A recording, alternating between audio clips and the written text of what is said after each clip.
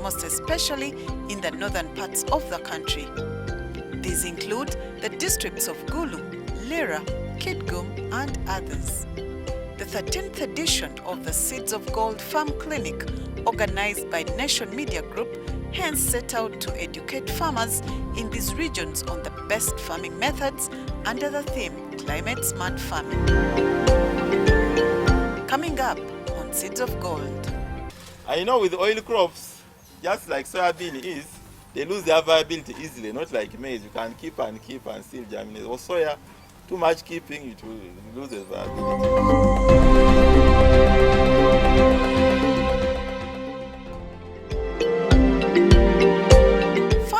In the northern districts of Uganda is characteristic to drought-resistant crops such as soybean, pigeon peas, sunflower, cassava, millet, and upland rice. Although this is the case, climate change has of recent been so bad that even such crops need an extra care for farmers to be able to reap commercially. We bring you some of the highlights from the last Seeds of Gold Farm Clinic, where farmers were educated on how to grow and care for such crops for better commercial yields amidst climate change. Our focus today will be on soybean farming. So soybean is important because it's a source of protein. You know that 40% of soya is protein and 20% is oil. So it's really a key crop, both for humans and for animal feed. That's why it's a very important crop, and it's in here for cash. People are growing it for cash and channeling a lot of money and helping them. The different varieties of soya available on the market include Maksoy 1N, Namsoy 4M, Maksoy 2N, Maksoy 3N, and others. These differ in their yield productions. Originally we had what we used to call Namsoy. Those of you who have been in soya for long, we used to have Namsoy varieties some time back, but they got susceptible to a disease, a fungal infection, that is soybean rust. Why we are here is first of all to introduce to you the new varieties.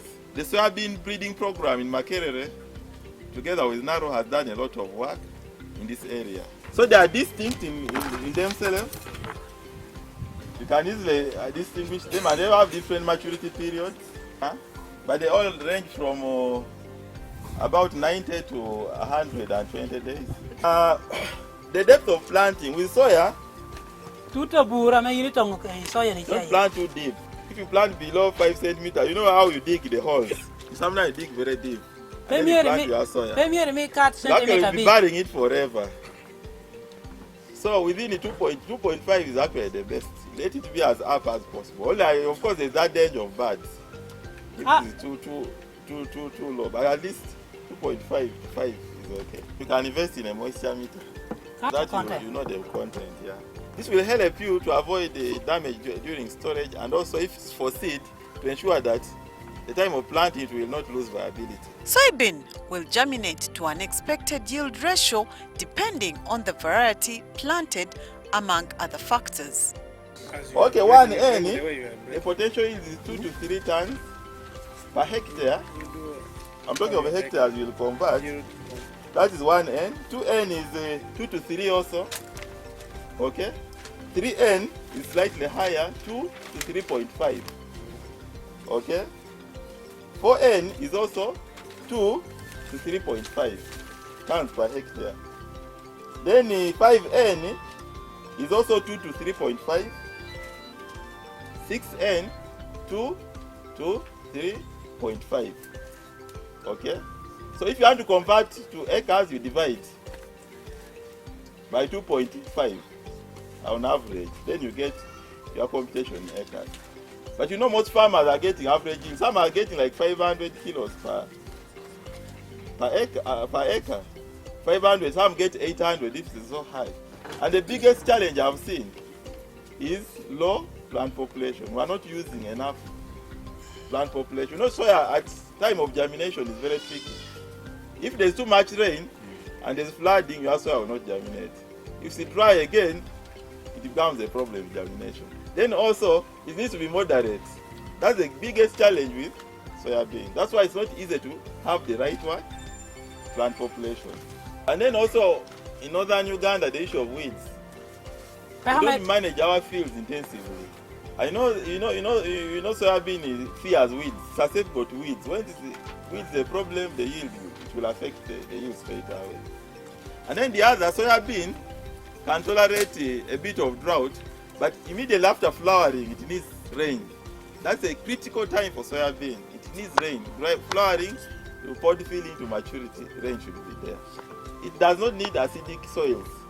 That's why it's important to do tests. If you throw your seed on acid soil with soya, you are the total loss. And if you find your soil is acidic, then you do what we call liming. You lime it to reduce the acid, then you plant your soya bean.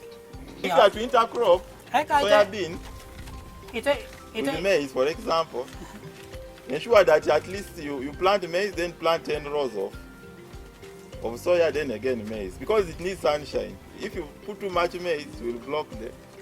So you lose in both ways. Please, members, we have to look at farming as a business, and let's have time to do this, especially if you are going to large scale, instead of you losing a lot. Remember, I've told you plant population determines your yield. So if you have poor germinated, seeds which have poor germination below 85%, you are going to have a lot of gaps, and you will not get the yield as required, and that's a loss. Remember, I told you with soya it has challenges. Too much rain, it will not germinate well. Too dry, it will not germinate well. Now you add on to the poor seed. Where will you go? It will be too bad. Like many legumes, soybean can fix atmosphere nitrogen into the soil naturally or through a product called rhizobia made from bacteria.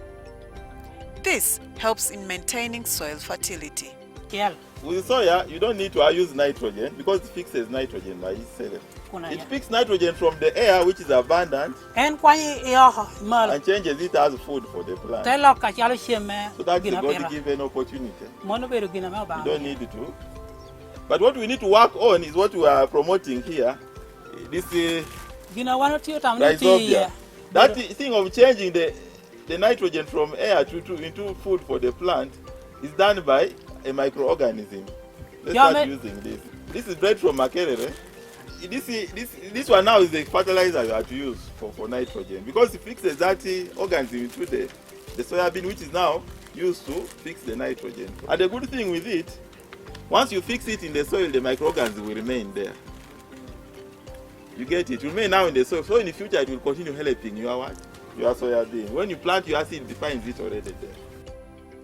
Pests and diseases, among other challenges, are synonymous to soybean growing, just like any other crops on the farm. These can be controlled under good management. The problem of soybean rust has been solved by these varieties are tolerant. They don't get affected by that problem. We have issues of declining soil fertility, knowledge gaps on production, losses in production for service, and also issues of quality seeds, also a challenge. During harvesting, it is important to chop down or pull up plants just as they begin to flower. This is because nitrogen nodules left behind in the soil help add fertility. I know with oil crops, just like soybean is, they lose their viability easily, not like maize. You can keep and still germinate. Or soya, too much keeping, it will lose its viability. So, and with the soya, once you have harvested this season, you can plant the following season. But once you go beyond that, beyond 6 months, then the viability is greatly affected. And then when you are packing, pack on racks. Don't pack direct on the floor.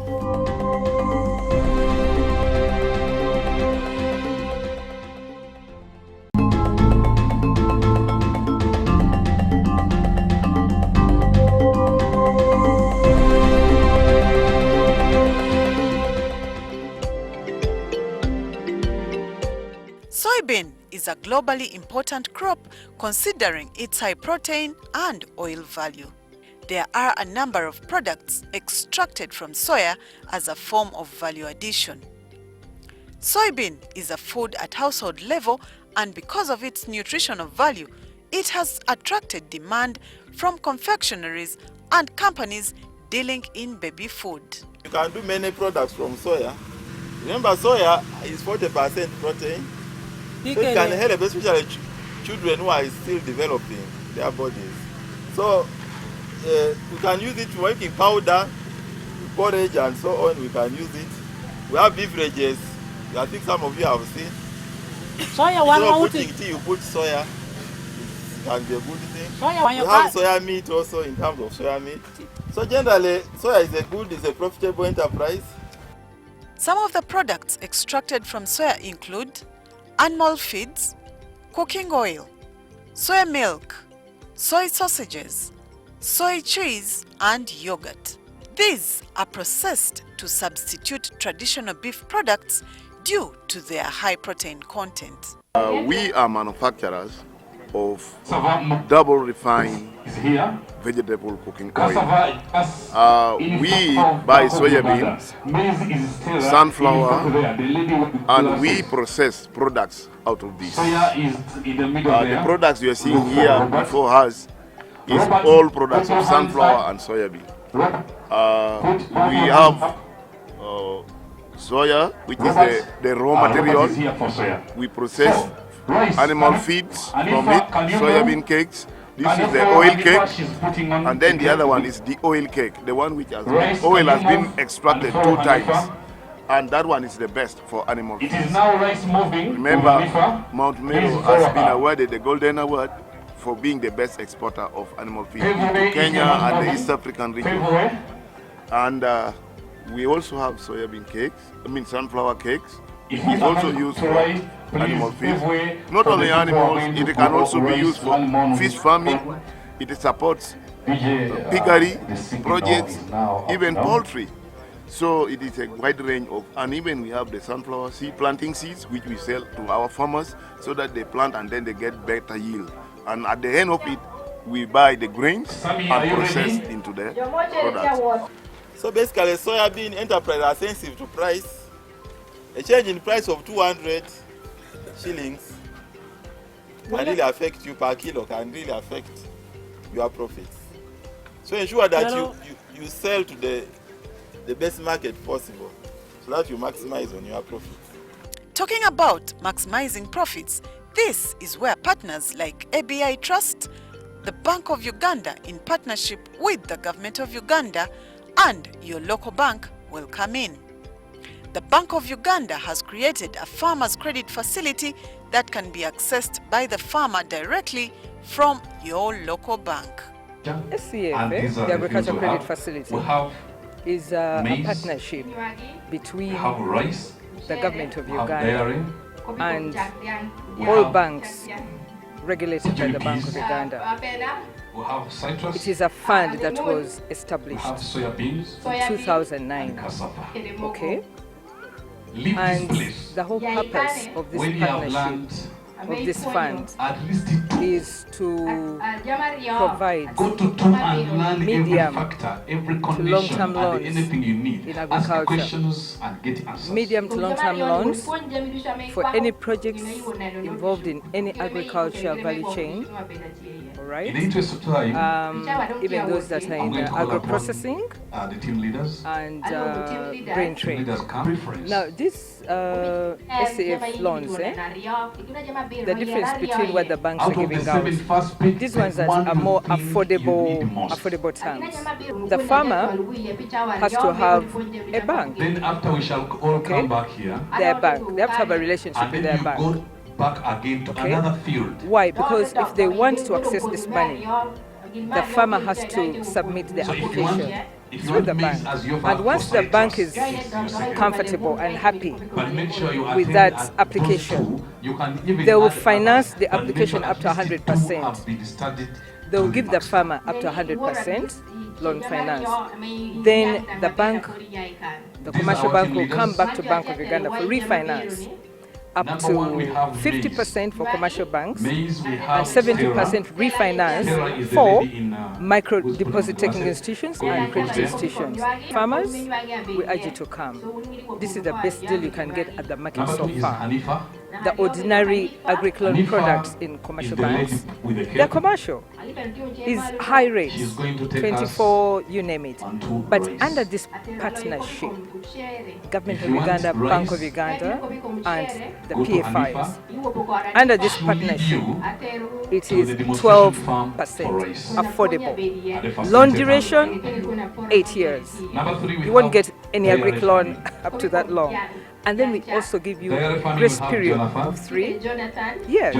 Please come. It's affordable.